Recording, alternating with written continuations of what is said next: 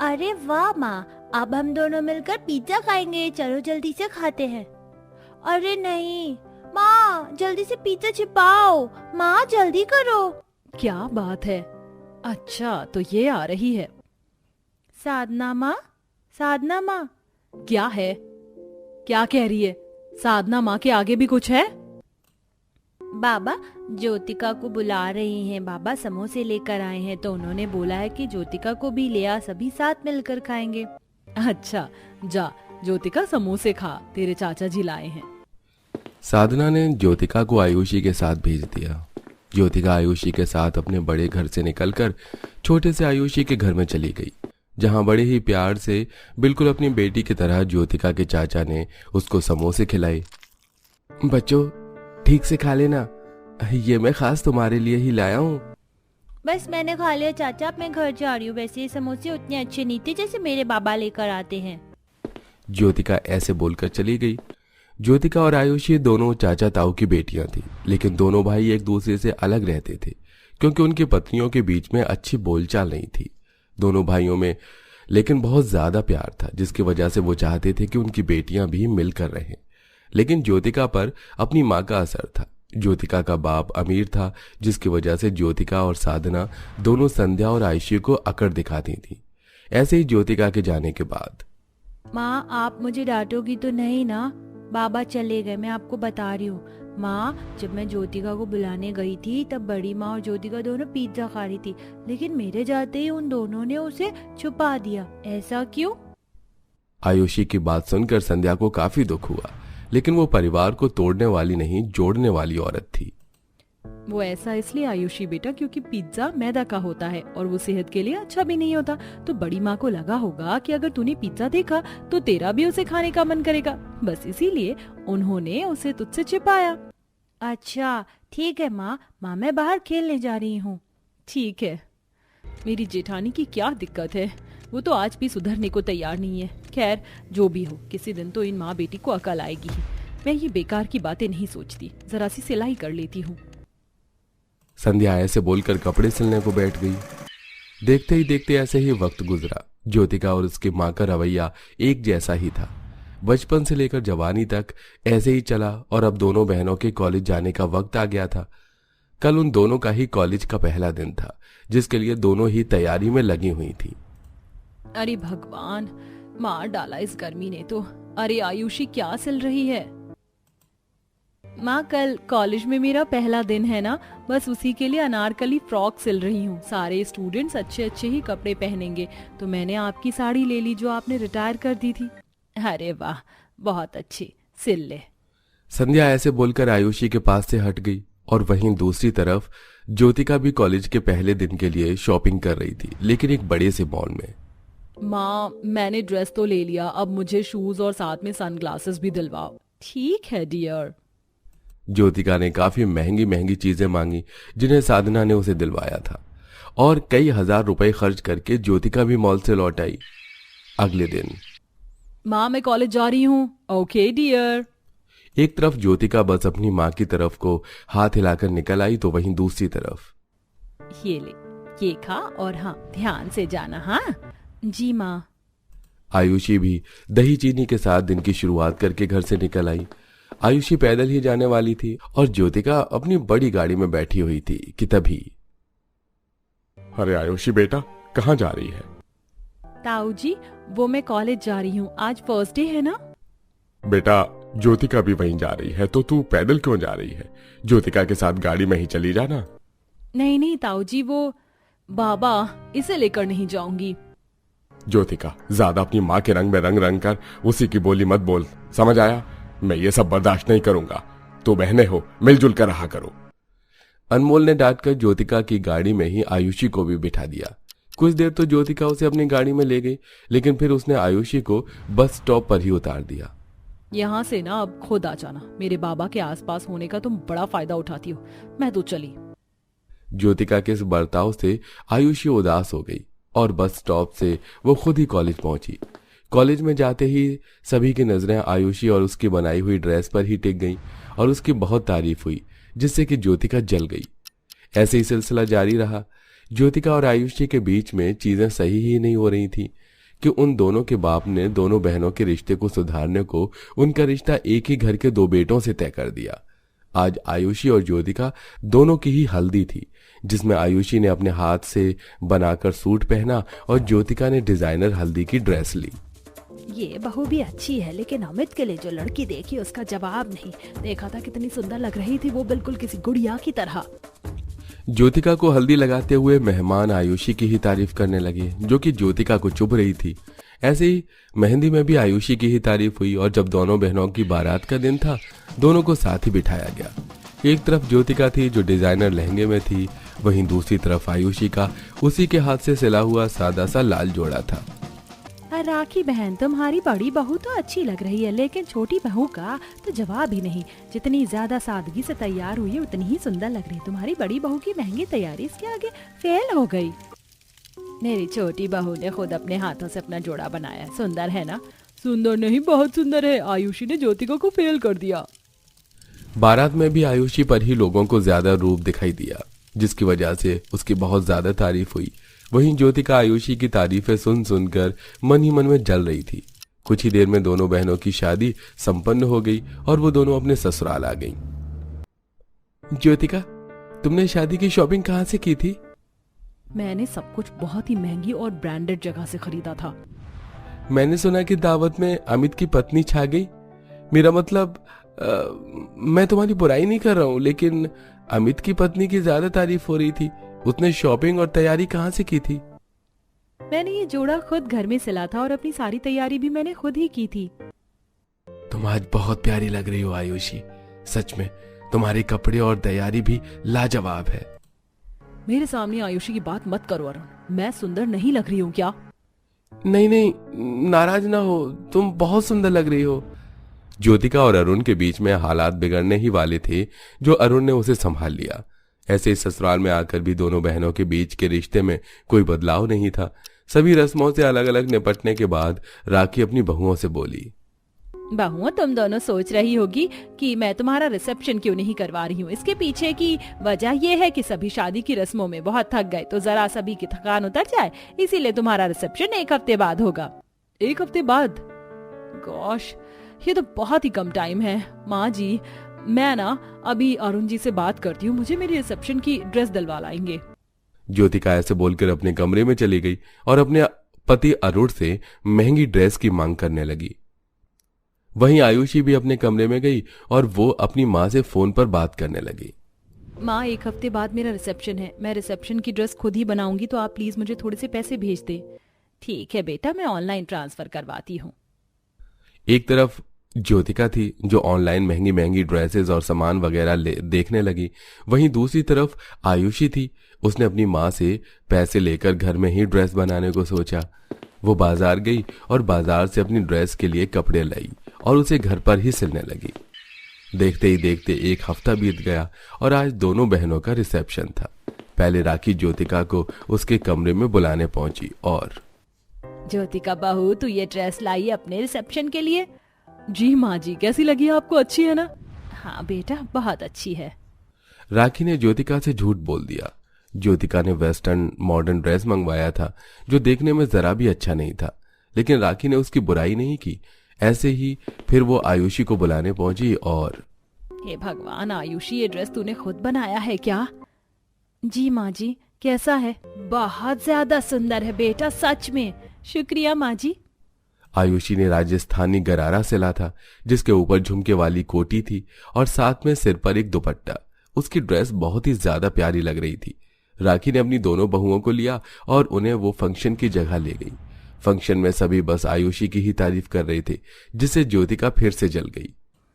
अरे ये छोटी बहू, ये हर फंक्शन में डॉल लगी है, और जरा इस बड़ी वाली को तो देखो, अभी तक तो अजीब थी, लेकिन आज तो गोबर लग रही है, गोबर। सभी ऐसे ही ज्योतिका की बुराई करने लगे।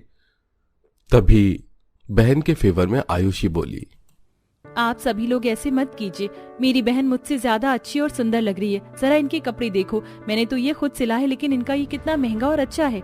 इस ड्रेस में जैसी ज्योतिका लग रही है, यकीनन कोई और लड़की नहीं लगेगी। और आज हमारा रिसेप्शन है, आप एक की तारीफ करके एक का दिन अच्छा और दूसरी का खराब कर रहे हो। प्लीज ऐसा मत करो। आयुषी को अपनी तरफदारी करता देख ज्योतिका चौंक गई। वहीं वहां खड़े लोगों को भी अकल आई और फिर उन्होंने ज्योतिका की बुराई नहीं की। आयुषी की अच्छाई अब ज्योतिका को भी दिखाई दी थी, जिसकी वजह से उसके भी मन में आयुषी के लिए जो मैल था वो साफ हो गया और दोनों बहनें ससुराल में खुशी खुशी रहने लगी। अरे माँ, आप यहाँ बाहर चूल्हे पर क्यों खाना बना रही हो? अंदर बहुत गर्मी हो रही है बेटियों, और फिर नदी का पानी लेने के लिए बार बार नदी के पास ही आना पड़ता है, इसीलिए बाहर ही खाना बना रही हूँ। फिर नदी से पानी भी आसानी से ले लेती हूँ और ठंडी ठंडी हवा भी शरीर पर लगती रहती है। मम्मी मम्मी रोटियां बन गई तो खाने को दे दो, बहुत तेज भूख लग रही है। अरे मेरी राजकुमारी को भूख लगी है? अच्छा यामिनी, तुम अपनी सभी बहनों को यहाँ बुला कर ले आओ, खाना बन गया है, मैं यहीं नदी के पास परोस देती हूँ ताकि ठंडी हवा में तुम आराम से खाना खा सको। अब उमा खाना परोसती है और उसकी पांचों बेटियां नदी किनारे ठंडी ठंडी हवा में बैठकर खाने का आनंद ले रही होती हैं। भरपेट खाना खा लो, फिर अपने अपने कॉलेज और स्कूल चले जाना और मैं भी काम पर निकल जाऊंगी। उमा बहुत ही गरीब थी और कई वर्ष पहले बेचारी के पति का निधन भी एक दर्दनाक बीमारी के साथ हो गया था। इस दिन के बाद से उमा जैसे तैसे लोगों के घर में नौकरानी का काम करके अपनी पांचों बेटियों को पढ़ा लिखा रही थी। ऐसे ही कुछ दिन गुजरे और एक दिन उमा नदी किनारे बैठकर घर के जूठे बर्तनों को धो रही थी। अरे अचानक से नदी के पानी का बहाव इतनी तेजी से क्यों हो रहा है? कहीं कोई आपदा तो नहीं आने वाली? मेरी पांचों बेटियां भी यहाँ नहीं हैं। उमा की घबराहट बढ़ती ही जा रही थी कि तभी नदी के किनारे लगे चारों तरफ के बांध हवा के झोंके और पानी के तेज बहाव से टूट जाता है। पानी की लहरें तेजी से उमा की तरफ आने लगती है। धीरे धीरे उमा का शरीर पानी में बहने लगता है। बुजुर्ग उमा पानी में ठीक तरीके से तैर भी नहीं पा रही थी। बचाओ, कोई है, नदी का बांध टूट गया है, कोई है, बचाओ। उमा लोगों को कई बार आवाज देती पर नदी से दूर रहते लोग उमा की आवाज सुन नहीं पाते। दरअसल गांव वालों को भी पता था कि नदी का बांध कभी भी आपदा आने पर टूट सकता है, इसलिए वो लोग नदी के पास नहीं रहते थे। पर उमा के पास रहने की कोई जगह नहीं थी, इसीलिए उमा ने अपना घर नदी के पास ही बसा रखा था। मेरी सांसें अब रुक रही हैं, काश मैं अपनी पांचों बेटियों को देख पाती। पानी का बहाव इतना बढ़ जाता है कि उमा खुद को बचा ही नहीं पाती और अपना दम तोड़ देती है। कुछ देर बाद उमा की पांचों बेटियां अपनी क्लास खत्म करके घर आती हैं। ये घर के पास इतना पानी कहाँ से आया? और ये नदी किनारे जूठे बर्तन क्यों बिखरे हुए हैं? यामिनी, त्रिशा दीदी, वो देखो बांध टूटा हुआ है, इसका मतलब कि सारा पानी बांध टूटने की वजह से आया है। माँ कहाँ है? त्रिशा ऐसे बोलती ही है कि तभी उमा का मृत शरीर पानी में तैरता हुआ उनके सामने आता है। माँ, यामिनी दीदी, कल्पना, माँ को जल्दी से नदी से बाहर निकालो। तीनों बहनें मिलकर अपनी माँ को नदी से बाहर खींचती हैं और उसकी धड़कन को दबाती हैं, लेकिन उमा के शरीर में कोई हलचल नहीं होती। दीदी, माँ को क्या हो गया? माँ कुछ बोल क्यों नहीं रही है? माँ उठो ना माँ। अब उमा की तीनों जवान बेटियां गांव वालों से पैसा ब्याज पर लेकर अपनी माँ का अंतिम संस्कार करती हैं। अब क्या होगा? उमा की इन पांचों अनाथ बेटियों का, ऊपर से 3 बेटी जवान है, शादी के लायक। भगवान इनकी रक्षा करना और हर कदम पर इनकी मदद करना। माँ के गुजर जाने के बाद तीनों ही बहनें अपनी अपनी पढ़ाई छोड़ देती हैं और लोगों के घर में बर्तन मांजने का काम शुरू कर देती हैं, ताकि उनकी दोनों छोटी बहनों को अच्छी शिक्षा प्राप्त हो सके। माँ के अंतिम संस्कार के समय पर जो उधार पैसे लिए थे उसका ब्याज बढ़ता ही जा रहा है और सूद काटने लायक पैसे इकट्ठा हो ही नहीं पा रहे हैं। पांचों बहन सर पर पड़े कर्ज के भार को चुकाने की बात कर ही रही होती कि तभी कर्जदार दरवाजे पर खड़े होकर, अरे ओ यामिनी, बाहर आओ जरा। अरे काका, आप आइए ना, अंदर बैठिए। अंदर बैठने नहीं आया हूँ, बल्कि ये पूछने आया हूँ कि हमारे कर्ज के पैसे कब चुकाओगी? करीब 6 महीने गुजर चुके हैं और तुमने अब तक 1 रुपया नहीं दिया है। अरे आखिरकार कब दोगी हमारे पैसे? अब तो तुम्हारी माँ की चिता की राख भी ठंडी हो गई होगी। अब तो हमें हमारे पैसे लौटा दो। शंभू काका, चंद्र काका, ऐसा मत कहिए। मैं दिन रात मेहनत कर रही हूँ आपके पैसे चुकाने की खातिर। मैं जल्द चुका दूंगी, आप मुझे कुछ दिनों की मोहलत और दीजिए। ठीक है, पर सिर्फ कुछ दिनों की। अगर आप हमारे पैसे नहीं दिए तो अंजाम बहुत बुरा होगा। अब पांचों बहनें निराश होकर नदी किनारे आकर बैठ जाती हैं। दीदी, आए दिन गांव के लोग हमें धमकी देकर क्यों जाते हैं? अरे बाबू, तुम ये सारी चीजें इतने ध्यान से मत सुना करो, ये तुम्हारे काम की चीज नहीं है। पर त्रिशा, इस बार चंद्र काका और शंभू काका हमें आखिरी मोहलत देकर गए हैं और तुम भी जानती हो कि हम जो काम करते हैं उससे हमारी कमाई ठीक तरीके से नहीं हो पाती है। अगर यही हाल रहा तो हम कर्जदारों के पैसे नहीं चुका पाएंगे। काश माँ जिंदा होती, पर तुम्हें पता है माँ का सपना था कि जिस नदी किनारे हम लोग रहते हैं वहीं पर बहनें अपना एक फलों का बागान बनाएं, ताकि फलों की शाखाएं हमारे घर तक आएं और मीठे मीठे फल हमें खाने को मिले, और वृक्ष की ठंडी छांव के नीचे बैठकर हम आनंद से अपनी जिंदगी बिताएं। हाँ, तुम सही कह रही हो, ये चीज मैंने भी माँ के मुंह से सुनी थी, पर अब तो माँ चली गई हैं। दीदी, क्या आप माँ के सपने को पूरा नहीं कर सकते? आप तो कहते हो ना कि माँ कहीं ना कहीं से हमें हमेशा देख रही है, तो सोचिए अगर हम उनके सपने को पूरा करेंगे तो ये चीज देखकर कितनी खुशी होगी। 6 साल की लाली की बातें सुन तीनों बड़ी बहन का कलेजा फट जाता है, और वो उस दिन प्रण लेती हैं कि वो अपने माँ के सपने को अब जरूर पूरा करेंगी। तभी उस रात पांचों बहन मिलकर नदी के बेउपजाऊ मिट्टी को फावड़े से खोद खोद कर उपजाऊ बनाती हैं और उसके अंदर फलों के बीज डालती हैं। जब तक फलों की सिंचाई हो रही थी तब तक तीनों ही बहन दूसरों के घरों में नौकरानी का काम कर रही थी। तभी एक दिन, दीदी दीदी देखो, हमारे फलों के पेड़ अब पनपने लगे हैं।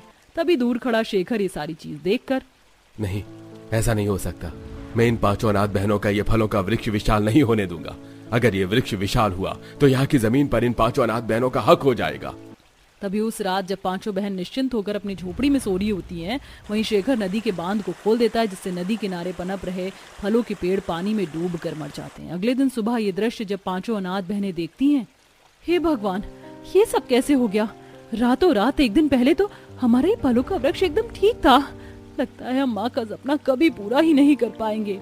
ऐसे हिम्मत मत हारो कल्पना, हम एक बार फिर कोशिश करेंगे। एक बार फिर पांचों अनाथ बहनें नदी किनारे फलों के वृक्ष को रोपती हैं, और इस बार फलों की शाखाएं अच्छे तरीके से फैल जाती है और नदी किनारे आम, अमरूद, सेब, लीची जैसे फलों का बागान बनकर तैयार हो जाता है। देखा कल्पना, मैंने कहा था ना हमारी मेहनत जरूर रंग लाएगी। देखो कितने ताजा ताजा फल हमारे पेड़ों पर लग चुके हैं। चलो अब इन फलों को तोड़कर बाजारों में बेच कर आते हैं। इतना षड्यंत्र रचने के बाद भी इन 5 अनाथ बहनों का नदी किनारे ये फलों का बागान बनकर तैयार हो गया। दूसरी तरफ पांचों अनाथ बहनें फलों को बाजार में बेचती हुई, अगर किसी को तरोताजा महसूस करना है इतनी गर्मी में तो हमारे नदी किनारे के ताजा ताजा फल जरूर खाइए। पांचों अनाथ बहनें कड़ी धूप में मेहनत करके फल बेच रही थी। तभी किशोर उनकी फलों की टोकरी फेंकता हुआ, क्यों री, तेरी हिम्मत कैसे हुई इस बाजार में अपने फलों को बेचने की? पहले तो नदी किनारे फलों के पेड़ लगाकर वहाँ की जमीन पर कब्जा कर लिया, अब बाजारों पर भी अपना रुतबा जमाना चाहती है। नहीं, आप गलत समझ रहे हैं, ऐसा कुछ नहीं है। बाजार के अनेकों व्यापारी 5 अनाथ बहनों पर जोर जबरदस्ती करते हैं और उन्हें वहां से भगा देते हैं, जिसके बाद पांचों अनाथ बहनें अपनी फलों की टूटी हुई टोकरियां लेकर अपने घर आती हैं, जहां पहले ही गांव के सेठ कुछ लोगों के साथ खड़े होते हैं। सेठ जी, आप यहाँ, कोई बात हुई है क्या? हाँ, गांव वालों का कहना है कि तुम नदी किनारे इन फलों का बागान बनाकर नदी के जमीन पर कब्जा करना चाहती हो, इसलिए तुम जल्द से जल्द फलों के पेड़ों को काट कर यहाँ से हटाओ, नहीं तो हम इसके ऊपर कार्रवाई करवाएंगे, पुलिस बुलाएंगे, मुकदमा दर्ज करवाएंगे। एक बार फिर गांव के लोग पांचों अनाथ बहनों पर शासन करते हुए वहां से चले जाते हैं। दीदी, बड़ी बड़ी सरकार, प्राइम मिनिस्टर खुद कहते हैं कि हमें रोज एक पौधा लगाना चाहिए, फिर ये गाँव वाले हमारे ऊपर ऐसे गुस्सा क्यों कर रहे हैं पेड़ पौधे लगाने पर? अपनी बहन लाली की बात सुन त्रिशा के दिमाग में ख्याल आता है और वो गवर्नमेंट अथॉरिटी से इस बारे में कंप्लेन करती है।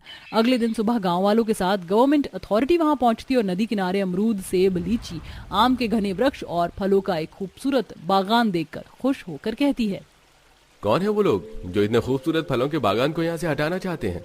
अरे मैं कहता हूँ, अगर आज के बाद किसी ने नदी किनारे बने इन फलों के बागान पर अपनी गंदी नजर डाली तो मैं उसके ऊपर कड़ी कार्रवाई करूंगा। इसके बाद उस शख्स की जुर्माने के तौर पर 10 लाख रुपए जमा करने होंगे और 12 साल तक जेल की हिरासत में रखा जाएगा, क्योंकि सरकार खुद हमें कहती है कि हमें रोज एक पौधा लगाना चाहिए ताकि हमें एक अच्छा ऑक्सीजन प्राप्त हो सके। थैंक यू अंकल, आप बहुत अच्छे हैं जो आपने मेरी दीदी को सपोर्ट किया। सपोर्ट नहीं गुड़िया, हम तुम्हें सरकारी नियमों के अनुसार तुम्हारी बहनों को पेड़ पौधे लगाने और अच्छा एनवायरनमेंट बनाए रखने के लिए पैसे भी प्रोवाइड करेंगे। इस दिन के बाद से अब पांचों अनाथ बहनों को सरकारी दफ्तर से हर महीने एनवायरनमेंट में ग्रीनरी बनाए रखने के लिए पेंशन मिलना शुरू हो जाती है। इसके बाद से उनकी आर्थिक स्थिति भी ठीक हो जाती है और उनके सर से सारे कर्ज खत्म हो जाते हैं।